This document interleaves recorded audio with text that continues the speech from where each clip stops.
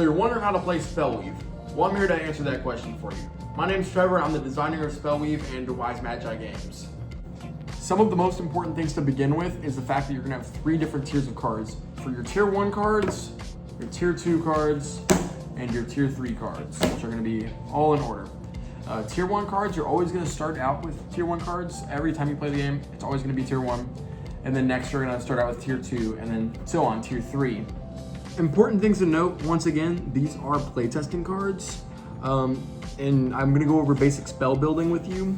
But to get you started with it, one of the basic spells is using a sort of card, you use an element card, a conjunction card, and then another element card. Tier 1 is super simple and it'll help you run through the game anytime you play. With that out of the way, let's begin talking about Spellweave. Spellweave is a competitive deck building versus board game. Some of the important things to note when going into Spellweave is that it's not like other board games in regards to how you play.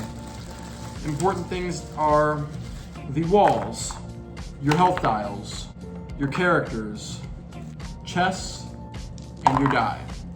To go over the pieces one at a time, let's start with the chests and how they work.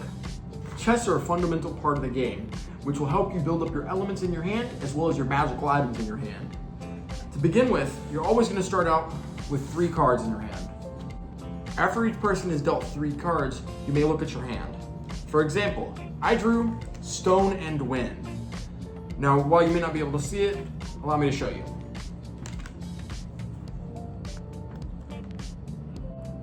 That is your base hand. You will go around the board in order to collect more chests. Think of it as gaining more cards for your hand. Now, on to the next part, your characters. Your characters will be placed around the board at the start of the game whenever you draw your zone cards. Characters will represent the physical manifestation of yourself on the board, like so. In order to move your characters, you will always have to use the die. Die can be used for many different things, but to go over in this context, the die will be used to roll and move your character around the board, like so. If you roll a 5. To be able to fully describe chess for you, I have to describe character movement as well. You saw I rolled a 5, so we're gonna move our character pieces 5 spaces. 1, 2, 3, 4, 5, and you would collect the chest. Depending on how many cards you collect would be determined on the amount of chests you so far collected. If you've collected 1 chest, you're only gonna draw 1 card. However, if you drew 2 chests, 3 chests, 4 chests, or 5 chests so far, you would draw that many amount of cards. However, after you draw your 5th card on the 5th chest, you will proceed to the next tier, restart your board, and you would draw 1 tier 2 card and add it to your hand. That is the basic function of chess. Now on to advanced character movement. When you move around the board, you're going to be attacked by other players with the goal of not only defeating you, but your goal would also be to defeat them. The winner of the game is the only person that is left standing, so a last man standing type situation. Walls will also be placed along at the beginning in the zone staging phase of your building. 2 important things to note about walls is the fact that they cannot be shot through unless a card states otherwise, or they cannot be walked through. So you may not, at any point, no matter what you roll, simply jump over a wall. You must go around the wall. To begin further into the advanced portion of the movement section of Spellweave, the other thing to note is you cannot move through players. If a player is in front of you, you must move around them. You cannot simply jump through them or go over them. So if you have a portion in your game where a wall is blocking your path and you've got somebody standing in your way, you can't simply walk up to them and then go diagonal through them. You must go all the way around the board. However, the more important thing is shouldn't you just attack them with a spell? And the answer is yes, you should always attack with a spell. If you have an opportunity to get damage, you always want to be able to get that damage in. On to the next portion, health dials. You'll start your game off with 30 HP, as seen on the dual health dials. Of course, whenever the game comes out, there will be actual health dials instead of cardboard cutouts, but that's not the point. The point is the fact that you will have a health dial. However, you also lose health a lot in that expansion pack. Each person will draw a single zone card, which will tell them exactly where to put all their walls as well as their character and the chests. So there's not anything to worry about. Everything's already pre-set up. On to the next stage, casting a spell. Casting a spell may seem daunting at first, however, it's nothing to fret about. All you do to cast a spell would simply be using a shape card and a single element card. That's how you would cast your spell. Simply stating to another player, hey, I'm going to cast a spell at you, you'd be able to cast a spell. Other important things to note is the fact that it must be an offensive spell card. Now, some important things to note when casting a spell is there's 4 distinct and different type of spell cards. Now, it's important to understand spell cards and magic items. Magic items are always able to be casted anytime on your turn. However, they do count up as casting your spell. They do not count as nothing. It's not a free giveaway. You'll have 2 action points on your turn, and you'll have different ways you can use them. 1, you can roll a dice to count as your move. 2, you can cast a spell. Or 3, you can cast a magic item. Since you have 2 action points on your turn, you can always pick between the 3. So if you're stuck on a spot where you need to move far distances and you just got unlucky and got a 1, you'd be able to roll again and you're not just going to be stuck there. Or if your spell didn't do much damage on the first attempt, you can always take a second attempt. Alright, after I've explained all that it goes into depth on basically what magic items are, on to what the spell cards are. There's 4 different types of spell cards. You've got inscription cards, which basically describe the spell. For example, this is a big. It would be a big card. Another further example would be a shape card. This one is the chains of card. Important things to note on all of the cards. If you look up in the top corner, you'll always see a number there with a plus sign, and that is the amount of damage that adds to a spell. Almost every card you add will increase the amount of damage in your spell. The third thing to note, element card. Element cards are the element to which your spell is casted. If you think of, Dungeons and Dragons, if you were to cast a light bullet, it would be a light element and a bullet. Whereas in this game, if you were to cast the ice with it and the chains of, you would have chains of ice, which is extremely important to note as some cards will have different abilities than others. The last type of card is the conjunction card. Basically, these can expand your spell in many different ways. And cards will always be able to increase the amount of elements in one spell. However, the as well as card will increase the amount of spells in one spell. So if you were to cast a big chains of ice and fire, as well as a bullet of ice, you can add it that way. Other things that make the as well as card useful is the fact that you can add not only one more shape card, but you can duplicate elements in one spell. You're not able to put multiple elements in the same spell. However, if you use the as well as card, it's not technically the same spell, while it is casted in the same spell turn. Alrighty, to show you a little demo version by myself, we'll go ahead and get started. We'll put the character pieces in random spots around the board, as well as throw in a couple extra chests. Alrighty, as you can see, the board has been set up. Let's go ahead and start.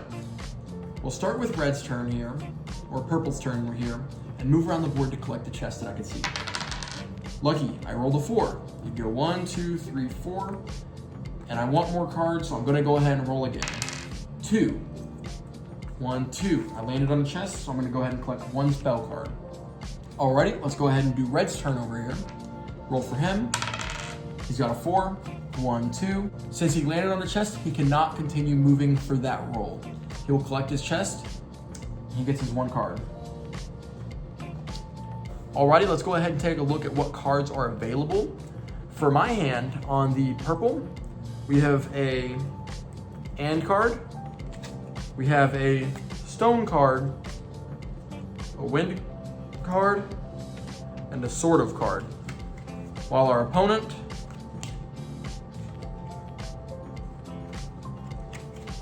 has a water, a ball of, a conjunction card with and another ball of. So he has 1 useless ball.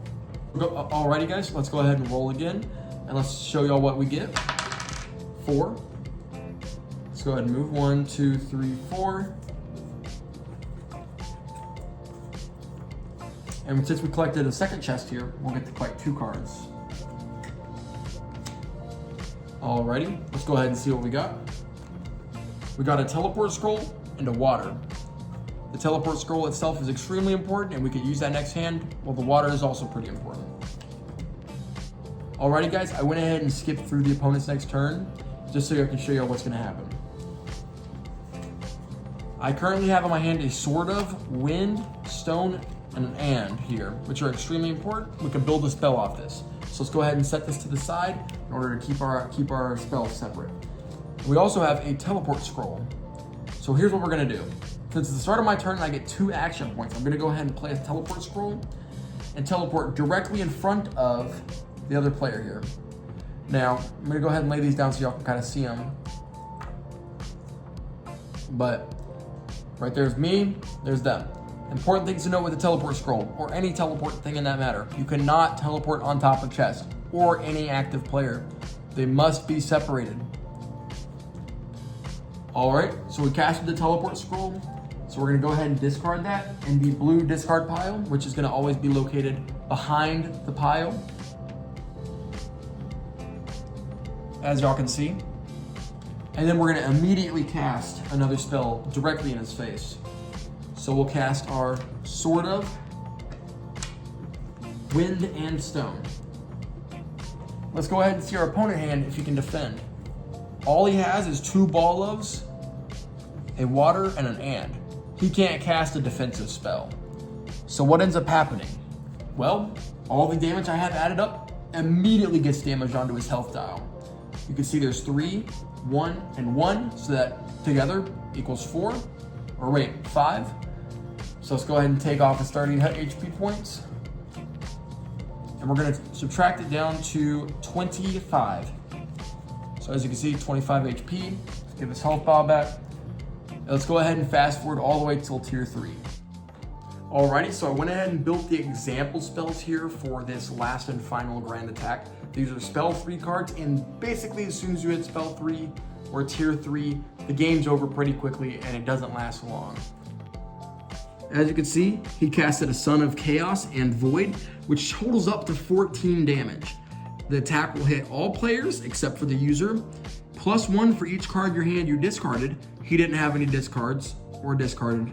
And this one is +1 for each defending card. So it goes out to a grand total of 14, and then 1, 2, 3, 4, 5, 6, 7. So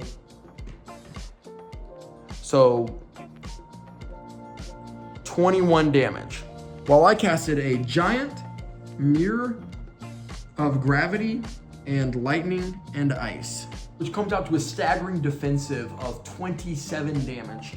One thing not to scoff at are giant cards. They may seem weaker than legendary cards. However, the doubling of every element in a single attack goes a long ways. So with that, the Mirror card reverts all damage that's done to the caster back to the player that attacked.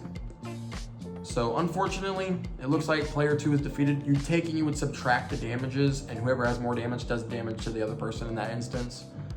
Since the Mirror was out, the Mirror would take and revert all damage back to the caster, versus if I just defended it, it would just do nothing, you know. But other than that, that's the basics to Spellweave. The next video we have, it will be a 1v1 between me and my wife, so definitely go check that out. I appreciate you guys watching. Have a good day.